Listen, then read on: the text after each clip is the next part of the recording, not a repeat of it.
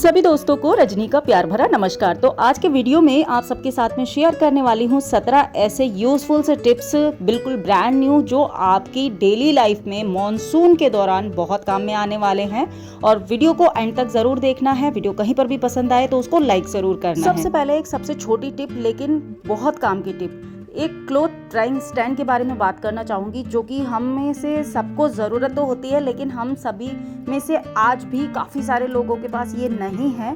लेकिन ये काफ़ी यूज़फुल होता है, स्पेशली मॉनसून के दौरान। क्या होता है ना कि हम यहाँ वहाँ कपड़े डालते हैं और पूरे घर के अंदर कपड़े होते हैं, या फिर वायर के ऊपर वगैरह सुखाते हैं, तो वो भी अच्छा नहीं लगता। रस्सी वगैरह लगा कर के करते ना, तो सारे घर में वो एक स्मेल सी आ जाती है। तो उससे बचने के लिए एक कोई भी जो भी आपको पसंद हो क्लॉथ ड्राइंग स्टैंड आप ज़रूर लीजिए। सर्दी, गर्मी, बरसात, हर मौसम में ये बहुत काम में आता है। इसके अलावा आप अपनी क्विल्ट, ब्लैंकेट वगैरह भी इसके ऊपर सुखा सकते हैं।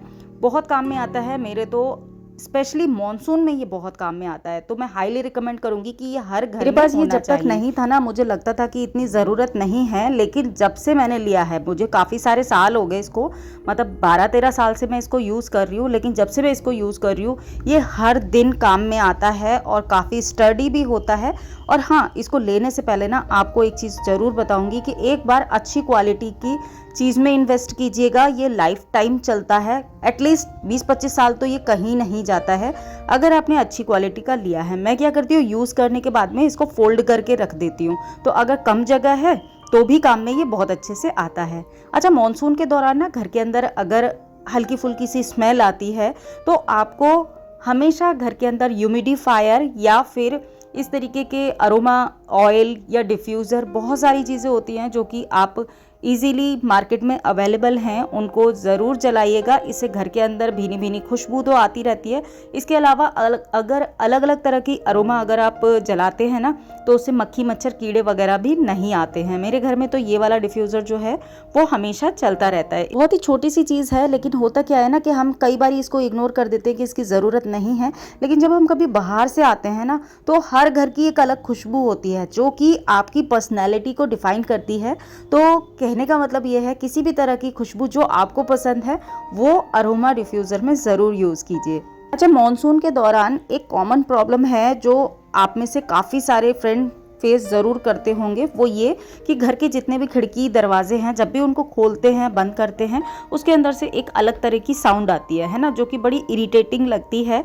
तो उससे बचने के लिए, स्पेशली मॉनसून में, वैसे तो ये काम हमेशा करना चाहिए, लेकिन मॉनसून में तो ज़रूर करना चाहिए, मशीन का तेल या फिर नारियल तेल, अगर कुछ भी नहीं है तो आप सरसों का तेल भी लेकर के थोड़ा थोड़ा सा सभी खिड़की दरवाज़ों के जो जॉइंट होते हैं, यानी कि कब्जे जिनको बोलते हैं, जो लोहे के लगे होते हैं ना, उसके अंदर आप ज़रूर डालिए। इससे आपकी ये प्रॉब्लम जो है वो नहीं आएगी। दरवाजे जो हैं वो स्मूथली बंद होंगे और ओपन कर सकते हैं आप उनको। और वास्तु के अनुसार भी अगर आपके खिड़की दरवाज़ों से आवाज़ आती है तो वो बिल्कुल भी अच्छे नहीं माने जाते। तो मॉनसून में तो स्पेशली ये काम ज़रूर कर लीजिए। मुझे रिसेंटली एक कमेंट रिसीव हुआ कि खिड़की के अंदर अगर फंगस लग गई है तो उसको कैसे साफ़ करें।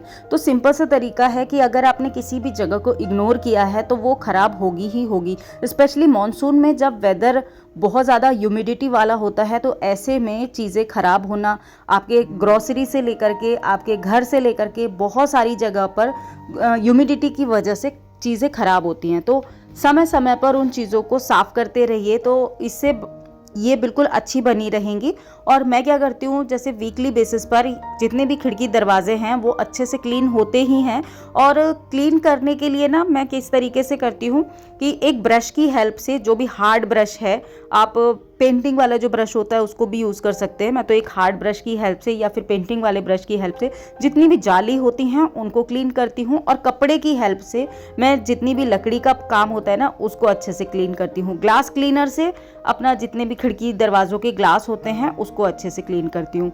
उसके बाद में 15 दिन, महीने में एक बार मैं इसके ऊपर डाल देती हूँ जितने भी जॉइंट हैं या कब्जे जो हैं, इसके कब्जों में, जॉइंट में, सब जगह मशीन का तेल डाल देती हूँ। और उसके अलावा जो लकड़ी है, तो लकड़ी को क्लीन करने के लिए मैं वुड पॉलिश का यूज़ करती हूँ। अभी मैंने वुड पॉलिश का स्प्रे किया है और इससे क्या होगा कि ये बिल्कुल चमक बनी रहेगी।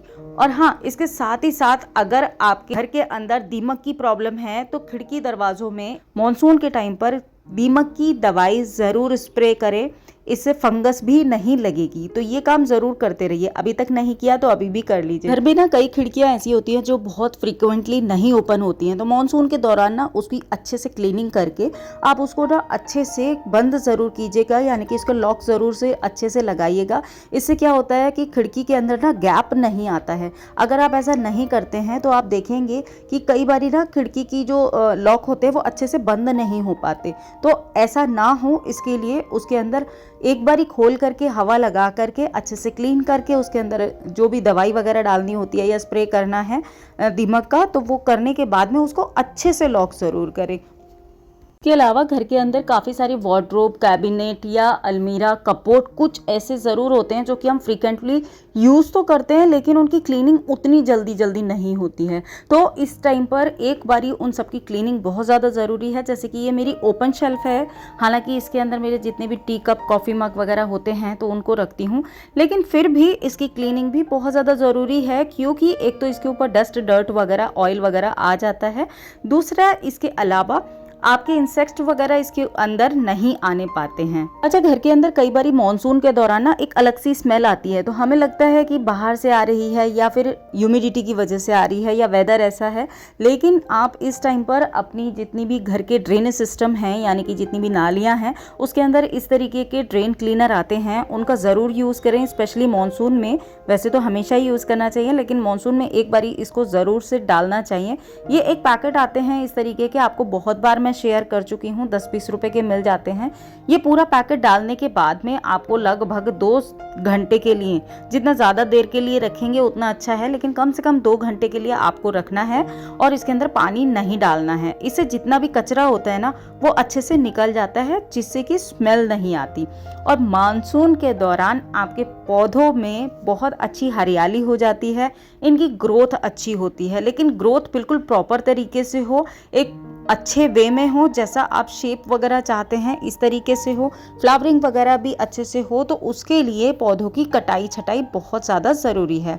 आपने देखा होगा कि मैं इस टाइम पर अपने पौधों की अच्छे से केयर कर रही हूँ, वैसे तो हमेशा ही करती हूँ, लेकिन इस टाइम पर आपको कोई कटिंग लगानी है, आपको कोई सीडलिंग करनी है, आपको अपने पौधों की रिपोर्टिंग करनी है या फिर कटिंग करनी है, कोई शेप देना है, आप इस टाइम पर बिल्कुल बेफिक्र होकर के कर सकते हैं। इस टाइम पर आपके पौधे जो हैं वो शॉक में नहीं जाते हैं और उनकी ग्रोथ बहुत जल्दी अच्छे से हो जाती है। कई बारी क्या होता है ना, हमें छोटे गमले बड़े गमले में चेंज करना होता है, कई बारी नए पौधे लगाने होते हैं, सीड्स लगाने होते हैं। इस टाइम पर बेस्ट टाइम, मेरे भी ना अपराजिता के पौधे में इस वाले में फूल नहीं आ रहे थे, मैंने आप सबको दिखाया भी था कि 2 पौधों में तो बहुत अच्छे से आ रहे हैं, इसमें नहीं आ रहे थे। तो इसमें क्या होता है कि अगर आप इसकी कटिंग कर देंगे तो नई जो ग्रोथ होती है, नई ग्रोथ पर हमेशा फ्लावरिंग होती है। तो मैं भी आज इसकी अच्छे से कटिंग कर रही हूँ, आधे से ज़्यादा मैंने इसकी जो लेंथ थी उसको कट कर दिया है, वो कोई बात नहीं। अब इस टाइम पर थोड़ा सा गुड़ाई कर दूंगी, खाद दे दूंगी, और अपराजिता में ना पानी ज़्यादा दिया जाता है, इससे इसकी ग्रोथ फिर से अच्छी हो जाएगी। अच्छा, मैंने आपको ये तो बताया कि मॉनसून के दौरान हमें अरोमा डिफ्यूज़र, ह्यूमिडिफायर या फिर इस तरीके के ऑयल बर्नर का यूज़ करना चाहिए, लेकिन कई बारी क्या होता है ना, हम इस तरीके के ऑयल तो यूज़ करते ही हैं हमेशा, लेकिन कई बारी इस तरीके के अरोमा ऑयल हमारे पास अवेलेबल नहीं होते। तो आज मैं बता रही हूँ आपको कुछ होममेड इस तरीके के फ्रेग्रेंस जो कि बहुत ही अच्छी खुशबू देंगे, मक्खी मच्छर भी दूर करेंगे और आपके घर में एक बहुत ही भीनी भीनी खुशबू रखेंगे। सबसे पहले तो है ये कपूर। कपूर को आप जला सकते हैं घर के अंदर, किस तरीके से जलाएंगे वो भी मैं अभी बताऊंगी, और बहुत अच्छी खुशबू देता है, नेगेटिविटी भी दूर करता है, मक्खी मच्छर भी दूर करता है। इसके अलावा है ये दालचीनी और लौंग। इसके साथ साथ आप कॉफ़ी का भी यूज़ कर सकते हैं। जस्ट आपने कुछ नहीं करना है, अगर आपके पास इस तरीके का अरोमा डिफ्यूज़र है, बर्नर है, तो आपने कोकोनट ऑयल लेना है थोड़ा सा, और इसके अंदर कोकोनट ऑयल के अंदर वो तो सबके घर में होता ही है, थोड़ी सी लौंग डाल दीजिए और एक दालचीनी का टुकड़ा डाल दीजिए। आप देखिए बहुत अच्छी खुशबू आएगी, हल्की हल्की भीनी भीनी सी खुशबू आती है, इससे मक्खी मच्छर भी दूर रहते हैं। इसके अलावा अगर आपने ये वाली फ्रेग्रेंस नहीं यूज़ करनी तो आप इसके अंदर ऑयल के अंदर अगर आप कपूर डाल करके चलाएंगे वो भी बहुत अच्छी खुशबू देता है। अगर आपने कपूर भी नहीं डालना है तो ऑयल के अंदर आपने सिर्फ थोड़ा सा कॉफ़ी पाउडर डालना है और आपने बस इसको प्लग इन कर देना है, उससे भी बहुत अच्छी खुशबू आएगी। मानसून के दौरान स्नैक्स बिस्किट्स, कुकीज़ वगैरह का सील जाना एक बहुत ही कॉमन सी प्रॉब्लम है। अगर आपने एयर टाइट कंटेनर में नहीं रखा, डब्बे का ढक्कन नहीं बंद हुआ या घर में बच्चे हैं तो ये चीज़ होना लाजमी है। लेकिन इनको फिर से हम क्रंची कर सकते हैं बहुत ही आसान तरीके से। जस्ट आपने 20 सेकेंड से 30 सेकेंड ज़्यादा से ज़्यादा अपनी जो भी स्नैक्स हैं उनको माइक्रोवेव करना है और उसके बाद में 2 मिनट के लिए उनको ठंडा होने देना है। उसके बाद में जब आप इनको स्क्रैच करके देखेंगे बिल्कुल अच्छे से क्रंची हुए हैं और पहले की तरह फ्रेश हो जाते हैं। मॉनसून में बहुत सारी ग्रोसरी ऐसी होती है या स्पाइसेस ऐसे होते हैं जिनको अगर आप ओपन में छोड़ देते हैं तो बहुत जल्दी कीड़ा लग जाता है। मैं अपनी सूजी, बेसन, चने का आटा, बहुत सारी ऐसी चीज़ें हैं और मैदा वगैरह जो चीज़ रहती है, कुछ स्पाइसेस वगैरह भी जो होते हैं उनको मैं फ्रीज़र में स्टोर करके रखती हूँ। इससे इनकी खुशबू भी बनी रहती है और ये लॉन्ग लास्टिंग रहते हैं। साथ ही साथ इसमें कीड़ा वगैरह भी नहीं लगता है। आप में से किसी फ्रेंड का मेरे पास कमेंट आया था कि मैं आप सबके साथ में उत्तपम वगैरह का जो बैटर होता है वो बनाना बताऊं, प्रीमिक्स बनाना बताऊं। तो नेक्स्ट वीडियो जो भी आएगा उसमें मैं आपके साथ में डोसा का बैटर बनाना बिल्कुल अच्छे से बताऊंगी स्टेप बाय स्टेप, जिससे कि कोई बिगनर भी उसको आसानी से बना सके। फिलहाल एक प्रीमिक्स बता रही हूँ। इसके अंदर मैंने थोड़ा सा देसी घी लिया है, उसके अंदर राई डाली है, उसके अलावा चना दाल डाला है और मैंने उड़द की दाल डाली है धुली हुई वाली, थोड़े से ड्राई फ्रूट डाले थे मैंने और कड़ी पत्ता डाला था। इन सारी चीज़ों को मैंने अच्छे से क्रैकल कर लिया, गोल्डन ब्राउन होने तक भून लिया। उसके बाद में जितनी ज़्यादा चाहिए थी मैंने सूजी ले ली है। सूजी को भी डाल करके साथ में मैंने डाला है थोड़ा सा नमक। नमक इसको प्रिजर्व करके रखेगा, यानी कि कीड़ा नहीं लगेगा, ख़राब नहीं होगा और ये लंबे समय तक ऐसे ही बना रहेगा। इसको अच्छे से 5 से 7 मिनट तक के लिए रोस्ट कर लेना है। जलाना नहीं है लेकिन अच्छे से रोस्ट कर लेना है। ठंडा करके एयर टाइट कंटेनर में भर के आप इसको फ्रिज में या फ्रीज़र में स्टोर कर सकते हैं। आपका ये प्रीमिक्स तैयार है। इससे आप इडली, उत्तपम, उपमा बहुत ही आसानी से बना सकते हैं। मैं जब भी इसको बनाना है, इसको जितना क्वांटिटी में आपको चाहिए उतना लीजिए। इसके अंदर थोड़ा दही मिक्स कीजिए और इसके अंदर मेरी बेटी को तो टूटी फ्रूटी बहुत पसंद है तो मैं इसमें थोड़ी टूटी फ्रूटी भी मिक्स कर देती हूँ और मिक्स करके कम से कम 2 घंटे के लिए अगर आप इसको छोड़ देंगे तो इसमें आपको सोडा वगैरह मिलाने की कुछ भी ज़रूरत नहीं होगी। और इससे आप इडली बना सकते हैं, फ्रेश ढोकला बना सकते हैं, उपमा बना सकते हैं, उत्तपम बना सकते हैं। रेडी है आपका एक ऐसा प्रीमिक्स जिससे आप अपनी पसंद की ढेर सारी चीज़ें सिर्फ एक ही प्रीमिक्स से अलग अलग इंग्रेडिएंट्स के साथ में बना सकते हैं। तो दोस्तों आज का वीडियो इतना ही था। उम्मीद करती हूँ आपने पसंद किया होगा। इसको लाइक जरूर कीजिएगा वीडियो को। मैं आपसे जल्दी मिलूंगी एक नए और इंटरेस्टिंग वीडियो में। Till then be happy, be active, अपना ख्याल रखिए और मस्त रहिए। Bye bye.